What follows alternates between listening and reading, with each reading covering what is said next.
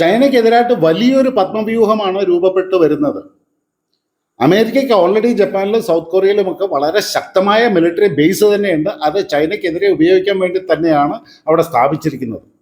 അതിൻ്റെ കൂടെ ഇപ്പോൾ ഫിലിപ്പീൻസിലും അമേരിക്ക വളരെ ശക്തമായ ഒരു മിസൈൽ വിന്യാസം നടത്തിക്കഴിഞ്ഞു.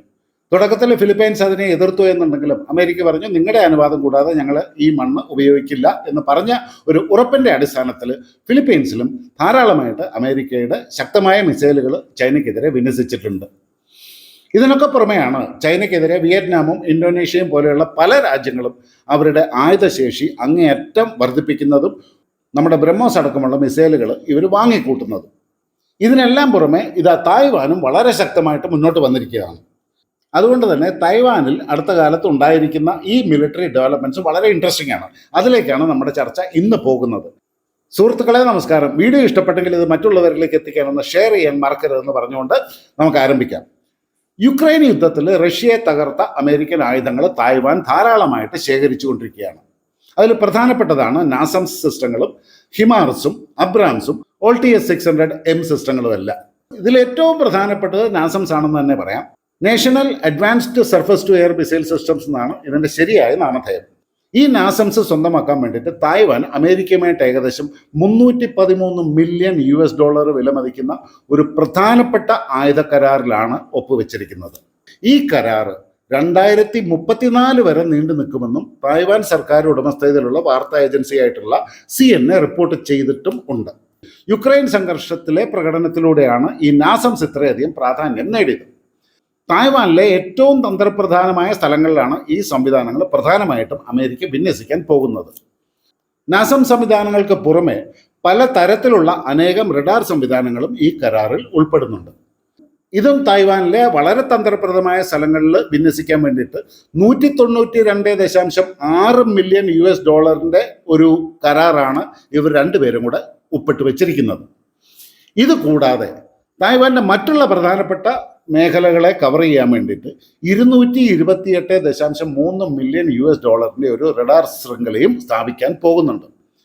ഈ സംവിധാനങ്ങളെല്ലാം 2030 ആകുമ്പോഴത്തേക്കും പൂർണ്ണമായിട്ടും പ്രവർത്തനക്ഷമമാകും എന്നാണ് പ്രതീക്ഷിക്കുന്നത്. കഴിഞ്ഞ ഒക്ടോബറിൽ ആദ്യമായിട്ട് പ്രഖ്യാപിച്ച കരാറിൽ 3 നാസം സിസ്റ്റങ്ങൾ വാങ്ങുന്നതിനാണ് ഉൾപ്പെടുത്തിയിട്ടുള്ളത്. ഓരോന്നിലും AN/MPQ-64 F1 സെന്റിനൽ റഡാറുകൾ ഘടിപ്പിച്ചിട്ടുണ്ട്. ഇതുകൂടാതെ ഫയർ ഡിസ്ട്രിബ്യൂഷൻ സെന്ററുകളും അതുപോലെ കാനിസ്റ്റർ ലോഞ്ചർ സിസ്റ്റങ്ങളും ഇലക്ട്രോ ഓപ്റ്റിക്കൽ ഇൻഫ്രാറെഡ് സിസ്റ്റങ്ങളും ടാക്ടിക്കൽ കൺട്രോൾ സെന്റർ സിസ്റ്റങ്ങളും അങ്ങനെയുള്ള ഒരുപാട് നൂതന ഹാർഡ്വെയറുകളും ഈ ഇടപാടിൽ ഉൾപ്പെടുന്നുണ്ട്. അമേരിക്ക അവരുടെ നാസ മിസൈൽ സിസ്റ്റത്തിന് വേണ്ടിയിട്ട് പ്രത്യേകം രൂപകൽപ്പന ചെയ്തിരിക്കുന്ന AIM-120 advanced medium range air to air മിസൈലുകളും എക്സ്റ്റൻഡഡ് റേഞ്ച് AMRAAM-ERമായിട്ട് ഈ സംവിധാനങ്ങൾ സംയോജിപ്പിക്കും. സ്റ്റാൻഡേർഡ് ആംറാമുകൾ കൊണ്ട് സജ്ജീകരിച്ചിരിക്കുന്ന നാസംസിന് 20 മൈൽ ദൂരം വരെയും അതുപോലെ 1000 അടി മുതൽ 50,000 അടി വരെ ഉയരത്തിലുമുള്ള ലക്ഷ്യങ്ങളെ തകർക്കാൻ കഴിയും.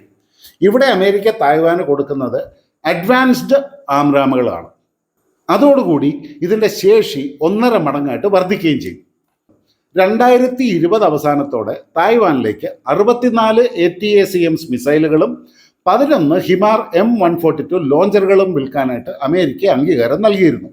എന്നിരുന്നാലും യുക്രൈൻ സംഘർഷത്തിൽ ഹൈമാറിൻ്റെ പ്രകടനം കണ്ടതോടുകൂടി തായ്വാൻ 11 പുറമെ വീണ്ടും മറ്റൊരു 18 ഹൈമാർ യൂണിറ്റുകൾ കൂടി ഓർഡർ ചെയ്യാൻ തീരുമാനിക്കുകയും അതുപോലെ തന്നെ ATACMS മിസൈലുകളുടെ ഓർഡറുകൾ 64 നിന്നും 84 ഉയർത്തുകയും ചെയ്തിട്ടുണ്ട്. 2024 നവംബറിൽ തായ്വാന്റെ ദേശീയ പ്രതിരോധ മന്ത്രാലയം 11 ഹൈമാർ യൂണിറ്റുകൾ കിട്ടിയതായിട്ട് സ്ഥിരീകരിച്ചിട്ടുണ്ട്. ആവശ്യമാണെങ്കിൽ തായ്വാന്റെ തീരപ്രദേശത്തുള്ള ചൈനീസ് സൈനിക കേന്ദ്രങ്ങളെയും സമാനമായി ലക്ഷ്യമിടാനാണ് തായ്വാൻ ഉദ്ദേശിക്കുന്നത് എന്നാണ് വിദഗ്ധർ പറയുന്നത്. ഹൈമാർസിന് പുറമെ തായ്വാൻ $60.2 മില്യൺ വിലമതിക്കുന്ന 720 സ്വിച്ച് ബ്ലേഡ് 300 ലോയിറ്ററിംഗ് യുദ്ധോപകരണങ്ങളും അതിനോട് അനുബന്ധിച്ചുള്ള ഫയർ കൺട്രോൾ സംവിധാനങ്ങളും സ്വന്തമാക്കാനുള്ള ശ്രമത്തിലാണ് ഇപ്പോൾ. $300 മില്യൺ വിലമതിക്കുന്ന മറ്റൊരു കരാറിൽ തായ്വാൻ ആവശ്യമായിട്ടുള്ള 291 OLTS-600M ലോയിറ്ററിംഗ് യുദ്ധോപകരണങ്ങളും നൽകാനായിട്ട് അമേരിക്ക തയ്യാറെടുക്കുകയാണ്.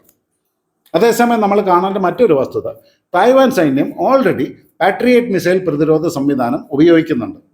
ഇത് റഷ്യക്കെതിരെ യുക്രൈൻ വളരെ ഫലപ്രദമായിട്ട് ഉപയോഗിച്ചിട്ടുണ്ടെന്നുള്ളതും നമ്മൾ കണ്ടതാണ്. നാസം സംവിധാനം വരുന്നതോടുകൂടി തായ്വാൻ്റെ സൈനിക ആയുധ ശേഖരം ഒരുപാട് ശക്തമാവും. ഇനി ഈ സിസ്റ്റത്തിൻ്റെ കോൺഫിഗറേഷനെ അടിസ്ഥാനമാക്കിയിട്ട് വ്യത്യസ്തമായ റഡാറുകൾ, സെൻസറുകൾ, ലോഞ്ചറുകൾ ഇതെല്ലാം ഒരൊറ്റ ബാറ്ററിയിലേക്ക് സംയോജിപ്പിക്കാനായിട്ട് നാസംസിന് സാധിക്കും. ഈ ഘടകങ്ങളെല്ലാം കൂടെ ഒരു കേന്ദ്രീകൃതമായിട്ടുള്ള ഫയർ കൺട്രോൾ സിസ്റ്റത്തിലൂടെ പരസ്പരം കണക്ട് ചെയ്ത് വെച്ചിരിക്കുകയും ചെയ്യും. ചൈനയുടെ അത്യാധുനിക ഭീഷണികൾക്കെതിരെ പ്രതിരോധിക്കുന്നതിൻ്റെ സങ്കീർണതകൾ കണക്കിലെടുക്കുമ്പോൾ തായ്പേയ്ക്ക് പ്രധാനപ്പെട്ട ഒരു വലിയ ഇൻ്റഗ്രേറ്റഡ് എയർ ഡിഫൻസ് സിസ്റ്റത്തിലേക്കും ഇത് സംയോജിപ്പിക്കാനായിട്ട് സാധിക്കും. ഇവിടെ ഉയർന്നു വരുന്ന വളരെ പ്രസക്തമായ ഒരു വലിയ ചോദ്യം എന്താണെന്ന് വെച്ച് കഴിഞ്ഞാൽ, 4 അതിലധികം രാജ്യങ്ങളോ കൈകോർക്കുന്ന ഒരു 4 ഫ്രണ്ട് വാർ ചൈനയ്ക്ക് അഫോർഡ് ചെയ്യാൻ പറ്റും. മറ്റൊരു ചോദ്യം വരുന്നത്, ചൈനയുടെ ഈ ശത്രുക്കളെല്ലാം ഒന്നിക്കുമോ? ഏതായാലും അമേരിക്കയും ജപ്പാനും ഇവരെയെല്ലാം കൂടെ ഒന്നിച്ചു കൊണ്ടുവരാനുള്ള തീവ്രമായ ശ്രമത്തിലാണ്. ചൈന പറയുന്നത് തായ്വാൻ ഞങ്ങളുടെയാണ്, ഞങ്ങളുടെ വൺ ചൈന പോളിസിയിൽ ആരും ഇടപെടരുതെന്നാണ്. ഇന്ത്യ ഇതിനെപ്പറ്റി ഇതുവരെ യാതൊന്നും പറഞ്ഞിട്ടില്ല. എന്നിരുന്നാലും ചൈനയുടെ ഒബ്ജക്ഷൻസിന് വിപരീതമായിട്ട് ഇന്ത്യ തായ്വാനുമായിട്ട് വളരെ ശക്തമായ ഒരു ബന്ധമാണ് ഇപ്പോൾ സ്ഥാപിച്ചെടുത്തുകൊണ്ടിരിക്കുന്നത്. ഇത് ചൈനയ്ക്ക് ഒട്ടും ഇഷ്ടപ്പെടുന്നില്ല എന്നുള്ളത് എല്ലാവർക്കും അറിയാം. ഏതായാലും ജിയോ പൊളിറ്റിക്സ് വളരെ രസകരമായ ഒരു ടേൺ ആണ് എടുക്കാൻ പോകുന്നത്. ഇനി വരുന്ന എന്തൊക്കെയാണ് നമുക്ക് കാത്തിരുന്ന് കാണാം സുഹൃത്തുക്കളെ. ഈ വീഡിയോ ഇവിടെ ഞാൻ അവസാനിപ്പിക്കുന്നു. ഇത് ഇഷ്ടപ്പെട്ടെങ്കിൽ ഷെയർ ചെയ്യാൻ മറക്കരുത്. വീണ്ടും നല്ലൊരു വീഡിയോ ആയിട്ട് നമുക്ക് കണ്ടുമുട്ടാം.